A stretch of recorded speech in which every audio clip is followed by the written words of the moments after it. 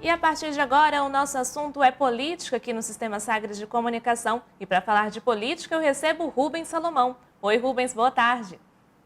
Oi, Jordana, boa tarde. Ótima tarde a você, a todos que estão nos acompanhando aqui no Sagres em Tom Maior, no nosso Sistema Sagres de Comunicação. Vamos falar de política então, Jordana, e eu já vou aqui então apresentar o nosso convidado.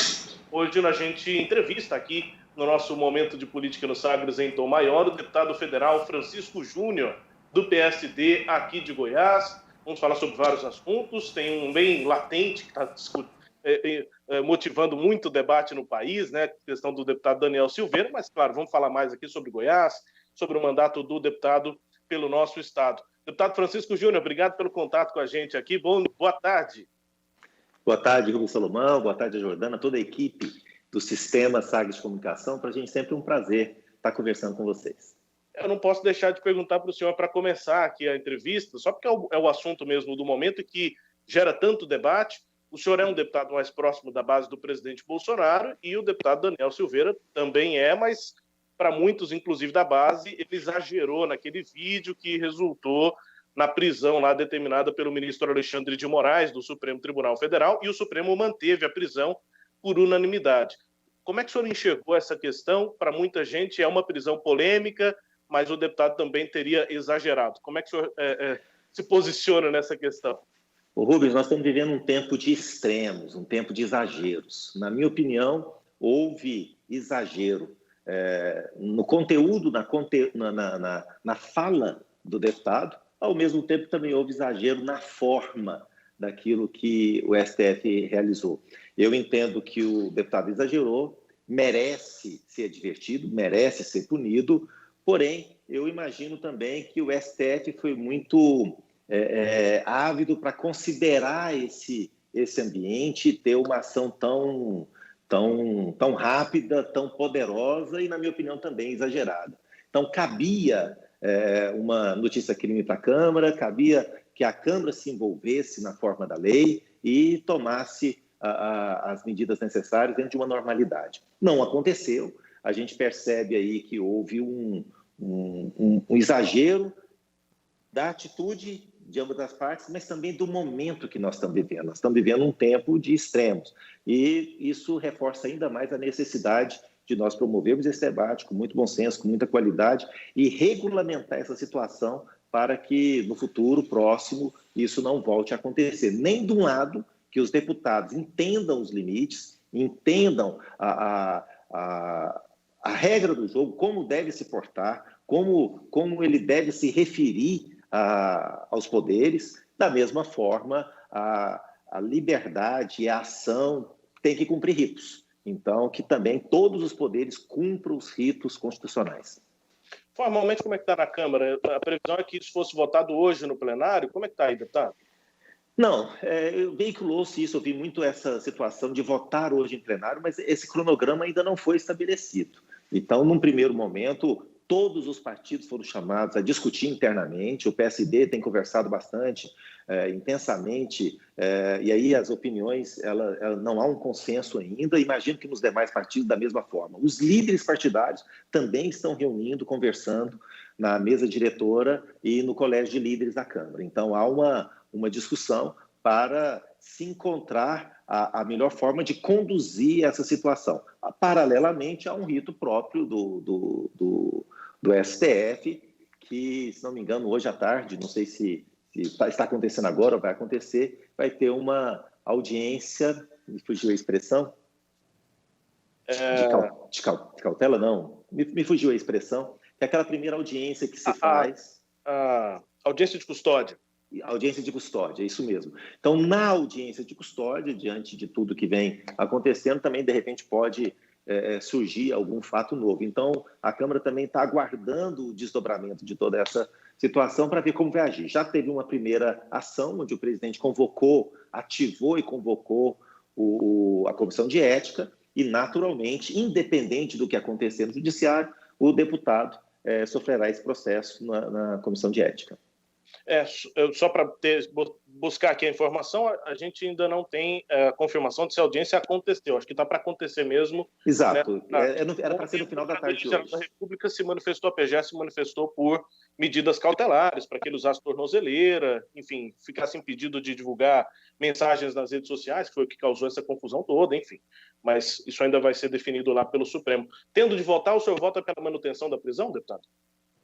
Eu estou fazendo essa discussão juntamente com o meu partido e nós estamos tentando não antecipar ainda essa necessidade. Nós esperamos ter uma solução melhor que isso ainda. A expectativa nossa é que o STF possa entregar a situação a partir dessa audiência de custódia para que a Câmara cumpra o seu papel. Se isso acontece, então não terá que ser decidido na Câmara o relaxamento ou não da prisão. E sim, de fato, que tem que ser decidido. Se cabe punição e qual deve ser ela. Uhum. O deputado Francisco Júnior é do PSD aqui de Goiás, e agora vamos falar mais de política aqui do nosso estado. O partido foi movimentado aí, já estava até antes, né? Mas a gente vinha conversando, inclusive, sobre o PSD e sobre outras siglas que se movimentam para 2022, afinal de contas, 2021 é ano pré-eleitoral, né? Então os partidos estão todos buscando se estruturar. Mas foi ainda mais movimentado com a filiação de um grande nome no país, no mundo, quem sabe, né? Um grande economista, também um grande político, o Henrique Meirelles. Estou falando grande no tamanho mesmo, pode ter quem discorde, quem concorde, mas enfim, é um grande nome, movimentou o partido. Como é que o senhor recebeu a filiação? Queria saber do senhor o que é que representa a filiação de Henrique Meirelles, mas também não só sobre o nome dele, mas se o senhor não acha que o Henrique Meirelles, para voltar a ser candidato aqui por Goiás, não precisa se reconectar também com o eleitor de Goiás. Foi candidato e eleito lá em 2002, deputado federal. Mas de lá para cá, ocupou outras funções nacionais e talvez não tenha ficado tão próximo aqui do eleitor de Goiás. Mas, enfim, o que é que representou aí para o PSD, talvez agora com a poeira um pouco mais baixa, a filiação de Henrique Meirelles, deputado? Ô Rubens, a sua pergunta ela passa aí por vários pontos, então vou tentar seguir a ordem aqui. Primeiro, com relação ao momento político que nós estamos vivendo. Sim, estamos nos preparando para um processo eleitoral inédito. Continuando do jeito que está, sem coligações, que os vereadores agora já enfrentaram a legislação dessa forma, a eleição dessa forma, mas para deputado federal e senador e governador é um pouco diferente, porque a composição de chapa segue uma dificuldade maior. Então, os partidos têm que se preparar. Então, essa é uma realidade que vai acontecer com todos os partidos. E nós temos, sim, que fortalecer, nós temos que discutir, nós temos que reoxigenar os partidos, a visão do partido, a identidade partidária. Então, essa é uma primeira discussão que tem acontecido muito no PSD e a gente tem procurado fazer isso. Com relação à vinda do ex-ministro, atual secretário, ex-presidente do Banco Central, ex-presidente internacional do Banco de Boston, que é Henrique Meirelles, como você disse, é uma personalidade. Existe o aspecto de nós fazermos o convite a ele para voltar ao PSD, eu digo voltar porque ele é fundador do partido, ele está no PSD desde a sua origem. Ele, junto comigo, com Vilmar Rocha, com Gilberto Kassab, ele é um dos fundadores do PSD. Então, nós o convidamos para se filiar e para voltar ao partido. Esse é um aspecto importante. Mas tem um outro aspecto. Como um homem desse porte, como um homem desse tamanho, ex-ministro da Fazenda, atual secretário da Fazenda do Estado de São Paulo, um homem reconhecido com altíssima credibilidade, enxergou o PSD como uma alternativa e não titubeou para assinar a ficha. Então, essa é uma análise de lá para cá importante para fazermos. Como o PSD é enxergado hoje no cenário político. É um partido que está em franco crescimento, cada vez mais expandindo a sua importância no cenário nacional e local em todos os estados, tem presença em todos os estados da federação. Bem, a vinda do Meirelles, ela acelera esse processo. Na verdade, o que aconteceu nós demos um passo onde acelerou, onde agora nós vamos ter essa disputa por reapresentar os partidos à população de forma especial em Goiás, a partir do nosso projeto partidário, aonde queremos chegar, e isso se expressa através dos nossos líderes, dos nossos filiados, né, dos nossos correligionários. E o Meirelles, então, traz um recado, traz com a sua filiação, muito importante para a sociedade, de competência, de compromisso, de qualidade profissional, muito importante, muito significativo, que é o que a gente quer demonstrar para a sociedade, e outras filiações virão, aguarde, que nós estamos trabalhando isso bastante. Agora, com relação a ele estar ou não desconectado com Goiás, bem, não é bem assim. Nós temos raízes. Às vezes, a árvore ela consegue dar fruto longe de onde está. Não, ele está tendo um sentimento contrário. Ele é reconhecido, já conseguiu dar resultados para o país inteiro, fora do Brasil, e é chegado o momento dele trazer, junto com a sua competência, junto com a sua articulação, junto com o seu conhecimento, trazer isso para o nosso Estado. O nosso Estado merece usufruir desse sucesso, vamos falar assim, que o ex-ministro Henrique Meirelles representa não só para o Brasil, mas para o mundo inteiro. Então, isso é muito positivo e essa conexão se dá fácil. Todos querem ter uma vida melhor, todos querem ter alguém que tenha condição, que com seu trabalho nos trazer oportunidades, nos trazer desenvolvimento, e ele comunica isso com toda a articulação que ele tem. Então, na verdade, nós estamos satisfeitos, agradecidos e esperançosos com essa presença do Henrique Meirelles em Goiás, no PSD. Não só pelo que ele representa, não só pelo que ele é, mas por tudo aquilo que ele representa e toda a sinalização que ele traz para a sociedade nesse momento. Na entrevista, deputado, aqui à Rádio Sagres, enfim, ao nosso sistema, o Meirelles mostrou saber entender esse momento de construção, de estruturação do partido, e diz que os vários caminhos têm que estar abertos, e é como o PSD tem se posicionado. Mas ele também, quando eu perguntei a ele se um caminho já está mais próximo, já está mais encaminhado, digamos, para uma proximidade do PSD com a base do governador Ronaldo Caiado, ele disse que sim, porque já houve essa aliança entre Vanderlan Cardoso, né, e o próprio PSD em Goiânia, com a base do governador no ano passado, em 2020. O senhor concorda com ele? Acho que, de alguma maneira, o caminho já está um pouco mais pendente para que o PSD componha a base do governador no ano que vem, ou a coisa está mais aberta do que isso? Não, em termos políticos, Rubens, na política se aproxima e se afasta muito rápido. Então, precisa ser construído. Nada vem pronto. Então, hoje, é natural esse discurso, essa fala do Henrique Meirelles é muito natural, é sensata. Afinal de contas, estávamos lá, ele, o senador Vanderlan, o Kassab, que tem boa relação, todos nós, com o governador Ronaldo Caiado. Boa relação não quer dizer projeto futuro. Em termos de momento presente, o governador apoiou o senador Vanderlan na candidatura a Goiânia, tem sido muito próximo do senador. O senador já declarou publicamente que irá apoiá-lo.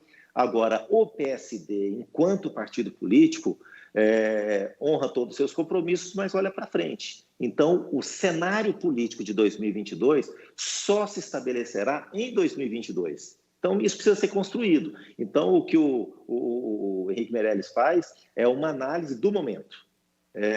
E essa análise será refeita em vários momentos, mas principalmente em junho de 2022, quando realmente se iniciarão aí as convenções e se farão as alianças. Até lá, muita coisa pode acontecer, inclusive uma aproximação maior com o governo ou um distanciamento. Nós estamos colocando as peças no tabuleiro e o PSD se antecipou e colocou boas peças. Nós temos aí boas peças para o nosso xadrez político, mas ainda não é hora de dar o checkmate, não. Nós vamos esperar um pouco mais.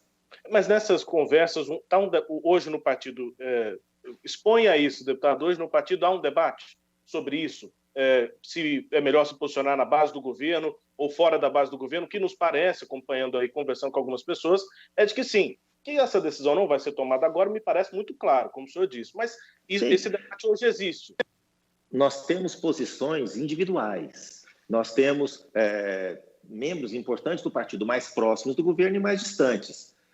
Por exemplo, nós temos em nível estadual, que são os mandatários mais próximos do governador. Nós temos um deputado estadual, que é o Cambão, próximo da base, e nós temos um deputado estadual distante da base, que é o Lucas Calil. E os dois são deputados e merecem nosso respeito. E o PSD deu liberdade para eles agirem assim. Então, neste momento, o PSD ele tem duas intenções. O PSD tem duas intenções claras neste momento. A primeira, independência, dar liberdade para a atuação política. Para mim, enquanto deputado federal, para o senador Vanderlan, enquanto senador do partido, para os nossos deputados estaduais e para os prefeitos. Então, existe esse ambiente de liberdade para atuação para cada um ir construindo o seu projeto. E uma segunda decisão, o plano A de qualquer partido, e de forma especial do PSD, é ter chapa majoritária, apresentar o seu projeto para o estado de Goiás. Então, naturalmente, o plano A é termos candidato a governador,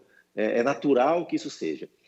Isso pode ser construído e caminhar e termos um bom nome, como tínhamos até pouco tempo o senador Vanderlan, que preferiu um outro projeto, mas era um projeto consistente, era um nome consistente. Da mesma forma que o ministro Henrique Meirelles é um nome consistente, que ele pode, lá na frente, fazer opção para o Senado, e ele próprio diz, não descarta, ele tem uma preferência pelo Senado, mas de acordo com o ambiente político, ele pode, ele próprio, fazer uma opção pelo governo, ou outras filiações, que eu disse para você, em breve teremos mais surpresas que podem surgir também. Então, nós estamos escalando o time, não é hora de jogar ainda, e nós não vamos antecipar o resultado do jogo sem nem ter jogado. Então, nesse primeiro momento, estamos escalando o time, teremos bons nomes para a Câmara Federal, para o Senado, para o governo e para a Assembleia Legislativa, eu não tenho dúvida disso.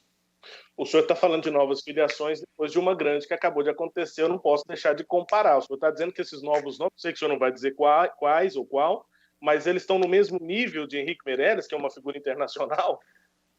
Não, nem sempre nós vamos conseguir uma figura internacional. Meirelles só tem um, né, deputado? Exato. Nós fizemos primeiro, nós já chamamos o Meirelles. Agora... porque tem a brincadeira do chama o Meirelles, né? O slogan que é necessário. Já chamamos. Vamos escalar. Esse era o slogan. Então, nós vamos escalar qual posição que ele vai jogar lá na frente. Então, ele já tá no time. Agora, nós temos aí outras personalidades de segmentos da sociedade, do meio político, profissionais liberais, que nós estamos conversando, entendendo que nós precisamos oferecer o que tem de melhor para a sociedade. A população, Rubens, não aguenta mais votar por exceção, votar por exclusão. Olha, como ninguém me serve, o menos pior é este. Nós vamos reinverter esse jogo. Nós precisamos pegar o que tem de melhor na sociedade e oferecer como alternativa para a população. Essa é a nossa intenção no PSD. Bom, nesse processo aí está muito claro que isso é principalmente para construir chapas fortes para deputado estadual, deputado federal. Acho que essa é uma prioridade aí, principalmente para deputado federal, uma prioridade de todos os partidos, né? Tem cláusula de barreira, tem as regras e tudo, e hoje a gente não tem coligação proporcional, foi esse teste da eleição municipal. Deputado, eu vou perguntar, não é nem a opinião do senhor, que ela também é importante, mas eu queria que o senhor contasse o que é que está acontecendo nos bastidores, aí, nos corredores da Câmara Federal, principalmente, mas do Congresso, em relação a coligações proporcionais. Parece que antes da eleição de 2020, estava muito claro que 20 e 22 seriam com essa regra. Depois do que aconteceu em 20, parece que isso pode mudar mesmo, deputado. O que o senhor está conversando aí, ouvindo? Rubens, quando foi feita essa mini-reforma lá atrás, entendeu-se que era um avanço e que o Brasil precisa reestruturar a vida política, a organização política. E foram criadas essas regras com a intenção, inclusive, de diminuir a quantidade de partidos. Hoje existe um número muito grande de partidos e uma confusão na cabeça do eleitor.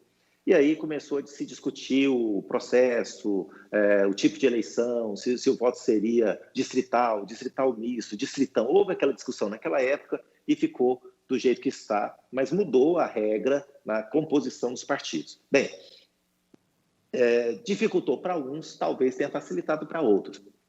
Depois das eleições agora, há uma discussão nos bastidores da Câmara, igual você pergunta, onde você tem interesses e realidades diferentes. A questão é que isso é uma PEC. Nós temos que ter maioria absoluta para conseguir fazer a aprovação. E até agora eu não consigo encontrar alguma tese que consiga esse volume de votos. Você tem partidos que desejam muito que retorne a coligação, mas você tem partidos que, para eles, interessa manter a todo custo a forma que está. E, neste momento, existe um equilíbrio. Eu diria para você que não meio a meio, mas bem próximo disso. Então, os grandes querem manter? Os grandes partidos? Os grandes querem manter, os menores preferem a coligação. Grosso modo, né? Jogando... Sim. Claro. Mas, e se continuar dessa forma, não tem mudança, porque há necessidade de uma maioria absoluta. Então, pode ser que tenha mudança? Pode. Se houver aí uma construção de uma terceira alternativa que ninguém conseguiu encontrar ela ainda, vamos ter que ter criatividade. Então, eu entendo que o que temos hoje posto é a legislação atual, então nós vamos trabalhar com ela. Então, nós temos que nos preparar. Se vier alguma coisa que mude essa regra do jogo, vai ser um outro cenário. E isso tem que acontecer até setembro, porque tem o princípio da anuidade. Então, tem que acontecer um ano antes da eleição. Existem muitos outros assuntos fervilhando no país hoje. Então, eu não, particularmente, não acredito que essa reforma política vai se tornar prioridade absoluta à frente da reforma administrativa, reforma tributária, essa relação institucional que se discute agora e os marcos institucionais. Então, eu vejo dificuldade de ter uma mudança na legislação. Pode acontecer? Pode. Mas hoje eu vejo dificuldade. Então, é melhor estarmos preparados para seguir a regra do jogo do jeito que está. Vai ser difícil, mas, por um certo modo, vai ser positivo. Vai nos obrigar a nos reinventar na forma de fazer política. Os próprios partidos têm que se reinventar na forma de se administrarem, de se organizarem. Eles têm usado uma expressão. O ideal partidário tem que ser maior que as suas próprias lideranças. No Brasil é o inverso. No Brasil você tem um líder que puxa o partido. Não, isso tem que ser reestruturado. O eleitor tem que saber qual é o ideal daquele partido, o que ele pensa, se ele é mais para cá ou mais para lá, e isso só vai acontecer quando nós tivermos essa clareza partidária no país. Então, eu particularmente sou a favor que investamos mais nisso, de fortalecer o partido e as eleições com regras claras e bem definidas. É isso, deputado federal Francisco Júnior, do PSD aqui de Goiás. Deputado, muito obrigado pela disponibilidade aqui de conversar com a gente sobre vários assuntos, né? Esse que está mais latente, aí, questão do deputado Daniel Silveira, mas, claro, sobre o partido, sobre o mandato, as regras do jogo, né? Como é que vão ficar para 22. Obrigado pela entrevista aqui. Um abraço, deputado. Bom trabalho aí. Eu agradeço, Rubens, me coloca à disposição e peço que todos aí nos acompanhem pelas redes sociais e participem. O fato bom do que tem acontecido recentemente é a participação da população, de forma especial pelas redes sociais. Então, todos são muito bem-vindos para participar, deixar sua opinião, debater conosco o que o eleitor pensa sobre isso também. É muito interessante a gente fazer isso, porque a política ela melhora quando ela se aproxima e parece mais com o que a população pensa. Muito obrigado. Um abraço a todos vocês, Deus abençoe e Deus nos abençoe para tomarmos aí as medidas, as decisões certas nesse ano. Obrigado, deputado, pela entrevista. Deputado Francisco Júnior, do PSD. Jordana Ágata, você que nos ouve, nos assiste, a gente analisando aí com o deputado, alguém que está dentro aí, né, dessas tomadas de decisão, para onde pode ou não caminhar o PSD aqui em Goiás, né? E aí fica claro, o PSD é uma força importante, é um partido grande e que pode ser decisivo lá na eleição de 22. Acho que o que dá para ficar claro do deputado, né, da entrevista dele, é que o partido é forte e está querendo ficar mais forte, né? Não está ainda, não está no momento de tomar essa decisão, se de um lado ou do outro. O partido está do seu próprio lado. Acho que podemos entender assim, e pensando em ter, como disse o deputado, chapa própria, candidato próprio a governo do Estado, enfim, se fortalecer para a eleição de 22, que está chegando além de vários outros temas que abordamos aí na entrevista com o deputado. Jordana. Tá certo. Rubens Salomão, muito obrigada pela participação aqui no Sagres em Tom Maior. Grande abraço a você e até a próxima. Um abraço, um beijo, Jordana. Boa sequência aí no Sagres em Tom Maior. Um abraço a todos. Este Rubens Salomão, entrevistando o deputado federal pelo PSD, Francisco Júnior. Vale lembrar que essa entrevista você confere na íntegra logo mais no nosso canal no YouTube. É o youtube.com/SagresTV, repercussão também lá no sagresonline.com.br e, é claro, no 730 AM do seu rádio, na Rádio Sagres 730. Você acompanha a nossa programação também no rádio pelo aplicativo da Sagres. É esse QR Code que está aí na sua tela. É só você apontar a câmera do seu celular que você vai ser direcionado para a sua loja de aplicativos. E aí é só baixar o aplicativo da Sagres.